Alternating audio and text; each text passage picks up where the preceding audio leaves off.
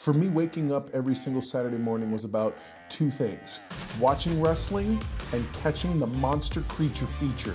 And not since those days as a child have I seen as many monsters as I saw today.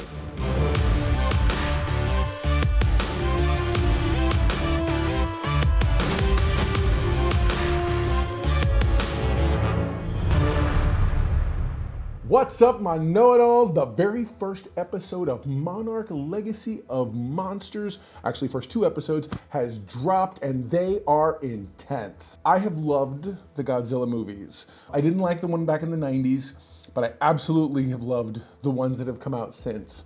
And when I heard about this series, I was excited. So you know what?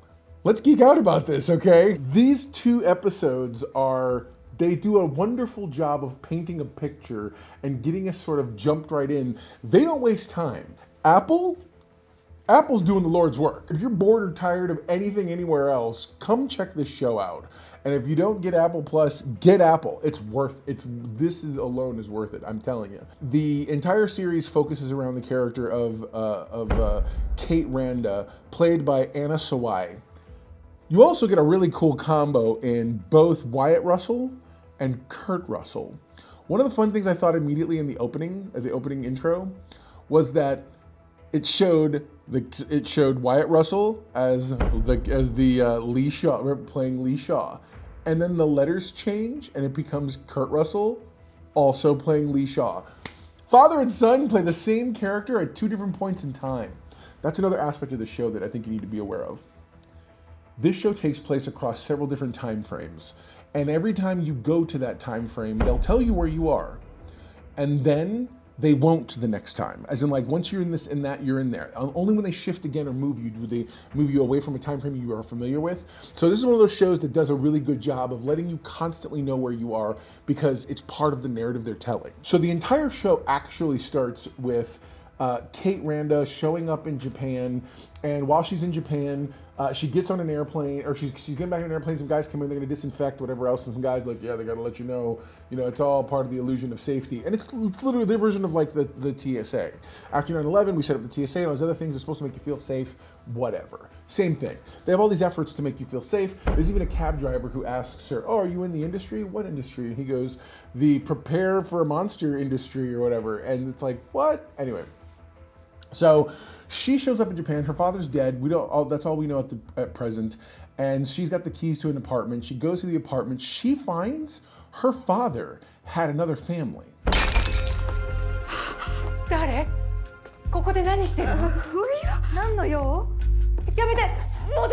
Whose apartment is this? Oh yeah. So she meets her half brother and apparently her father's other wife. And that's not even the craziest thing to happen in this episode. And all of that is before you see monster number one. That's not true, because you also get a flashback. Kate was apparently in San Francisco during the events of the 2015 Godzilla movie. So the one with Breaking Bad and whatnot and all those guys. And so she was on that bridge, the one that Godzilla rises up and breaks through. She was on the bridge, one of the school buses, whatever. And you get to see a little bit about that. It's traumatizing, very traumatizing for her. Not long after that, she found out her father had died. So when she's in Japan, her new brother takes her to her father's office where he had a private office. He's got this map, and the map has lines on it and all kinds of stuff and whatnot. She finds a secret safe. In the safe is a bag with Monarch's logo. So you get this whole background. Again, there's an entire story at work here, and I could literally go step by step like I normally do, but we'd be here for an hour. And I really wanted to break this down for you guys. Through this and that, they uncover some old style data tapes.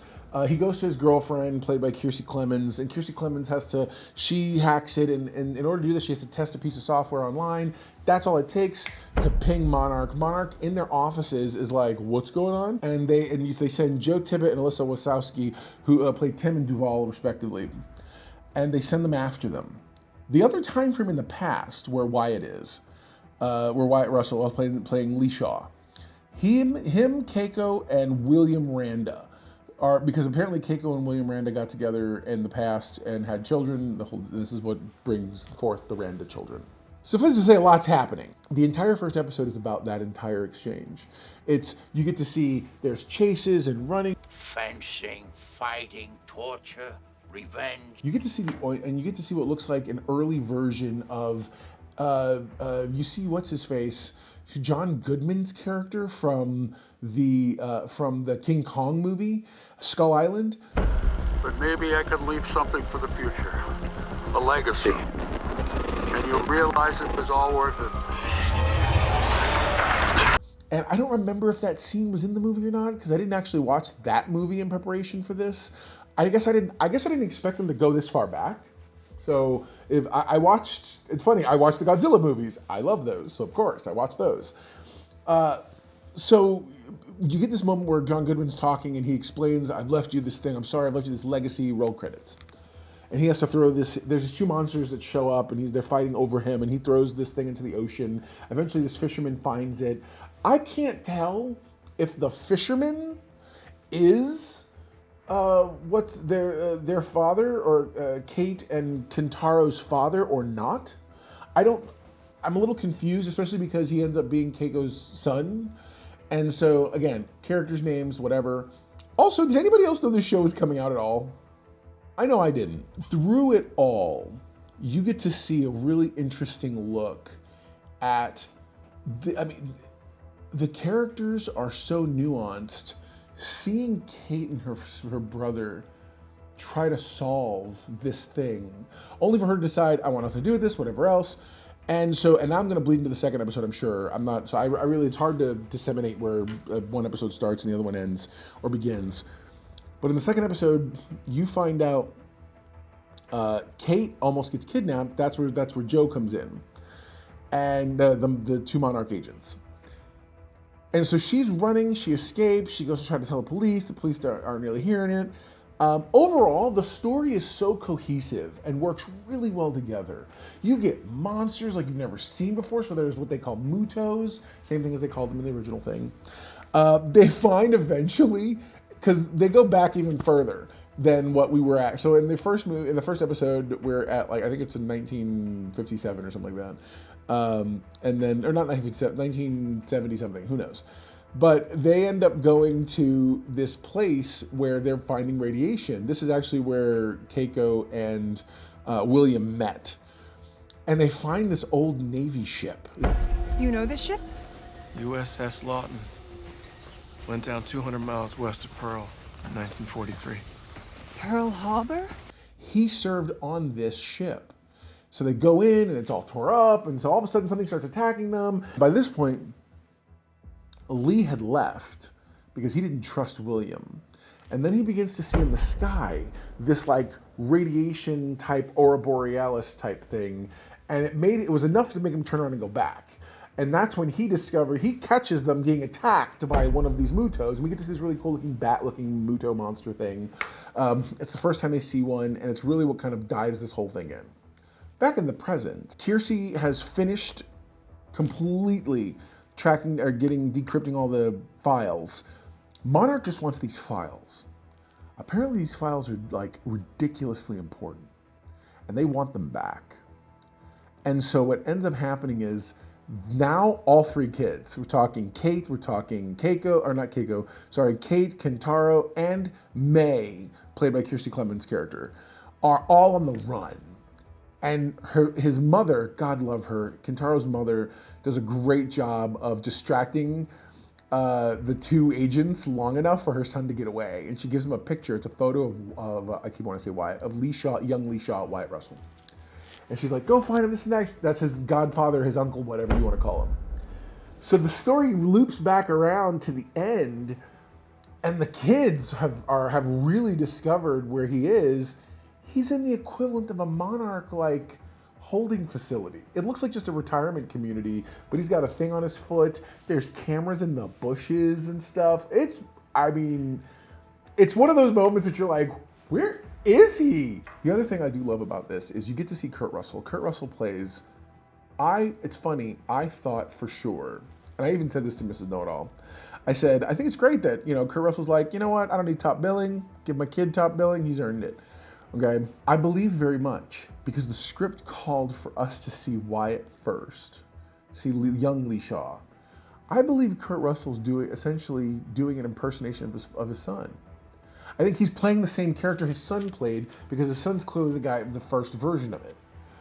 Okay, I'm not sure how that all works out. Anyway, the point is, I liked it. It felt very much like he was being an older version of the character his kids play. It's great. And there's a featurette where the two of them where they are being interviewed, and Wyatt Russell says, he's like, yeah, normally my dad and I get hired to be father and son. It's the first time we get to play the same character at two different points in time, and I thought it was really clever. There's a lot of nuanced stuff. Anybody who knows anything about Godzilla and where that all came from, it was a product of the era, which is a post-nuclear war era. I like the fact they played into that in this. I thought it was hilarious. So the first time that they have Kitaro and his mom find Kate in the streets after she comes to visit them, and all of a sudden the alarm goes out, the monster alert and the whole bit, and everybody's ready, and I'm like, you had to give us a stereotypical Godzilla moment with Japanese people running in the streets. Get up. What's happening? It's the early warning system. Warning for what? Godzilla. I was like, stop it. No, but it was great. No, especially when you have the likes of Godzilla 1 or -1, -1, which just came out and whatnot. Really, really strong from Toho and all those people. So seeing this, I like this series paying homage and respect. Also, I don't know if it's reused footage or brand new footage of Godzilla from those moments. It is dope. This feels like it's a movie.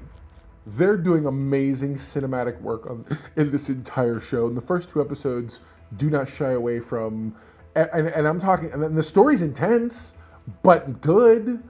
You get to see all kinds of new Mutos and new monsters, and they're really building on the lore that has been established in these movies. So I'm hoping at some point we might get some character from the films, but I'm okay if we end up not.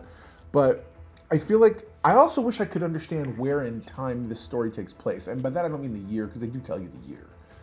But I mean, is this before the events that are discussed in Godzilla King of the Monsters? In Godzilla King of the Monsters, they actually talk about the post-attack or something or other, and some experiments that were being done. So I'm wondering, I wonder where all this takes place in the storyline or the lore that they're establishing. Comment below if you know. I'd love to hear your thoughts. Also, are you a fan of Godzilla like I am?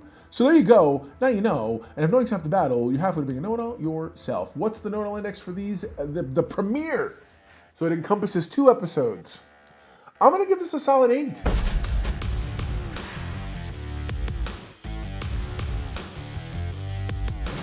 This is excellent. I'm blown away. I would give it a 10, but I want somewhere to go. As in, I want to be able to know that there's got to be more. But so far, they're doing a really great job. These first 2 episodes are great. I'm going to be here for the 3rd episode. I hope you will too. Again, comment, let us know. I would totally love to hear what you guys have to think. What you think about the episode, what you thought about it. Which Mutos are you excited to see that have been previewed in the trailers and whatnot? Can't wait to talk in the comment section. So have a great one. We'll see you next week. Never forget, everyone loves a know-it-all.